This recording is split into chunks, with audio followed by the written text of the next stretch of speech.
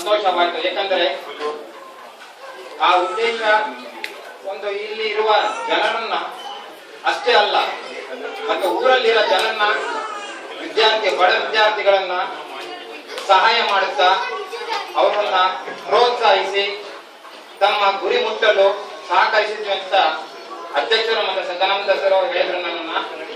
ನಾನು ಅದಕ್ಕೆ ತುಂಬಾ ಪ್ರೋತ್ಸಾಹ ಕೊಟ್ಟು ಇದೇ ತರ ಎಲ್ಲ ಭಾರತ ದೇಶದ ಎಲ್ಲ ಜನರಿಗೂ ಇದೊಂದು ಉದಾಹರಣೆಯಾಗಿರಬೇಕು ಅಂತ ಒಂದು ಅಸೋಸಿಯೇಷನ್ ಮಾಡಬೇಕಂತ ನಾನು ಕೇಳ್ಕೊಂತೀನಿ. ಉದ್ದೇಶ ಅಂತ ತುಂಬಾ ಚೆನ್ನಾಗಿದೆ.